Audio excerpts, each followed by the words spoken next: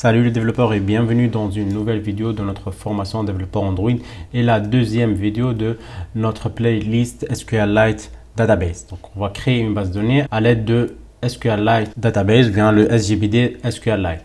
Pour le moment, on a créé notre classe Facebook Database où on a précisé le nom de notre base de données qui va être Facebook Database, la version qui est 1, et aussi on a créé la requête de création de la table users avec ses différentes colonnes. Aussi, on a implémenté la méthode upgrade. Ici, on delete ou bien on drop la table users et après on recrée notre base de données. Donc rien de compliqué jusqu'ici. Je vais juste fermer ces deux méthodes parce qu'on n'aura pas besoin de ça pour le moment. On va créer une nouvelle fonction. Ça sera la fonction de création. On veut maintenant, quand on clique sur créer un compte, on va aller à une nouvelle page avec un formulaire de création de compte et on va renseigner tous les champs et cliquer sur créer un compte et à ce moment-là, il va nous créer notre compte utilisateur. Donc, je vais juste préparer la méthode, je vais rien mettre dedans. On va tout d'abord créer l'activité register ou bien inscription. Donc, la méthode, ça sera add user comme ça. Cette méthode-là va prendre un user de type user. Bon, bien sûr, on n'a pas encore un type qui s'appelle user, bien une classe qui s'appelle user. Donc, cette méthode-là va créer notre base de données et elle va aussi retourner un booléen. Est-ce que ça a été créé ou pas? Ok. Donc, ce qu'on n'a pas pour le moment, c'est la classe user, la data class user. Maintenant, vous comprenez qu'est-ce que c'est une data class, c'est quoi la différence entre data class et une classe normale.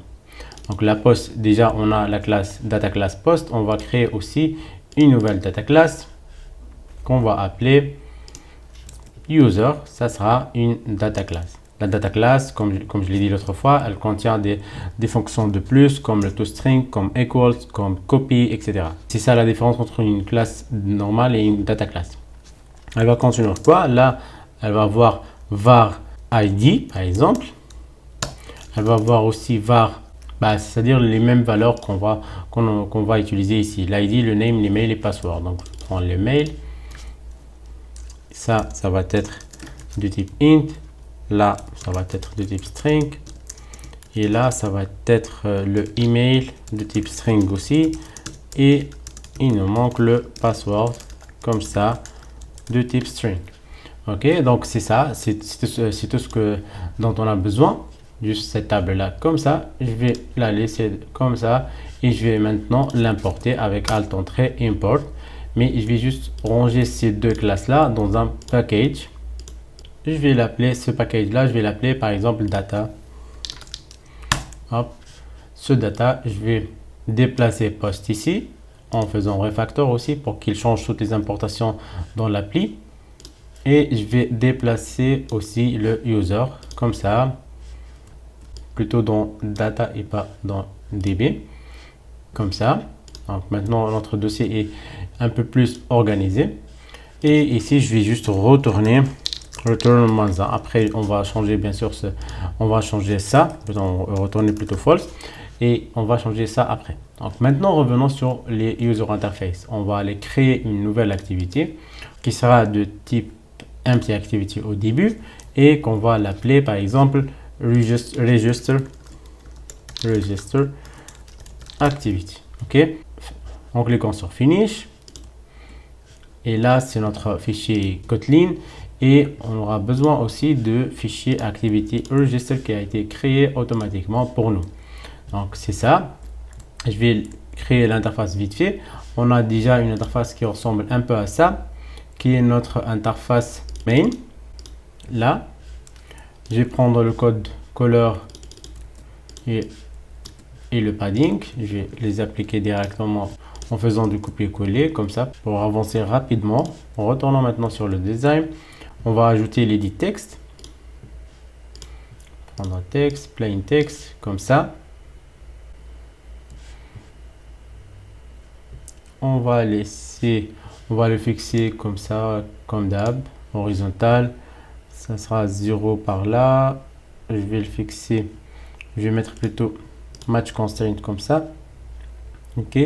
Là, le high, je vais le fixer à 40, 45. Il va pas contenir un texte, mais il va contenir plutôt un hint. Je vais être un peu rapide sur cette interface-là, puisque tout ça, on le connaît déjà, on l'a vu sur la page d'authentification, donc pas la peine de re-expliquer tout ça.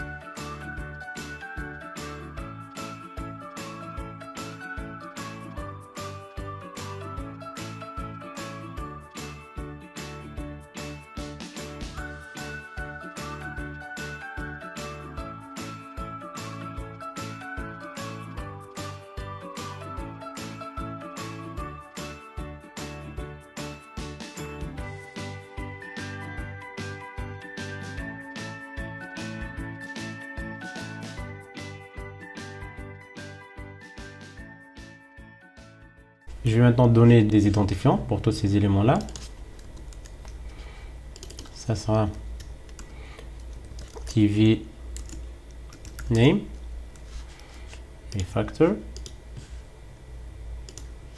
Ou bien c'est pas un TV, c'est un edit. Donc edit name, refactor, edit email, refactor aussi, edit password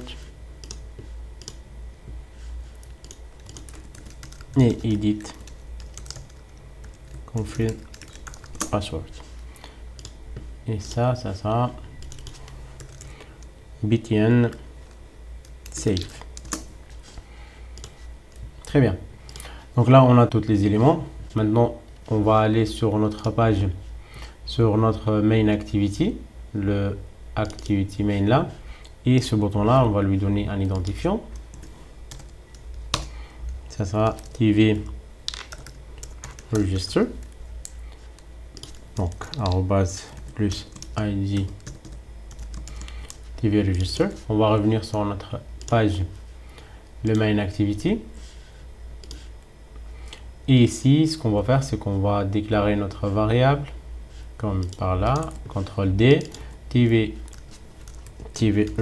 register. Et on va appeler, ou bien référencer TV register. Comme on a fait pour le bouton connect set on click listener, on va ici faire TV register en set on click listener et on va passer directement les valeurs ici. Et on va lui dire de ouvrir une tente, donc une tente qui part d'ici jusqu'à register activity de class.java et après also. Et qu'est-ce qu'on va faire? On va starter notre activity qui est it ici. Donc on va tester tout ça. Donc là on est sur notre page d'accueil. Je vais cliquer sur créer un compte et ça va nous ramener sur cet écran là, l'écran de register. Bien sûr, on peut ajouter le bouton de retour. Je vais changer ce nom là et ajouter le bouton de retour. Et tout ça, je vais le faire depuis depuis manifeste. Comme ça. Donc ça, c'est notre page register. Parent name, ça sera le main activity. Et donc on aura, comme ça, on aura le bouton de retour et on va ajouter une label et ça sera inscription ou bien créer un compte. Ok. Donc bien sûr, ces variables là, on doit toujours, à chaque fois on a des strings, on doit les créer dans strings.xml. Je le fais pas toujours, mais vous devez le faire dans le contexte d'un grand projet. Donc pour que tout soit structuré aussi. Register activity title et je vais mettre ça et je reviens sur manifeste et j'appelle register string / register activity title. J'exécute tout ça. Donc créer un compte avec le bouton de retour qu'on peut retourner sur notre page comme ça. Et après on va maintenant on va passer au sérieux, on va ajouter l'instruction d'insertion dans la base de données, on va récupérer toutes ces informations qui sont là, afficher une erreur si on a et après enregistrer dans la base de données. Donc tout ça on va le faire dans la prochaine vidéo.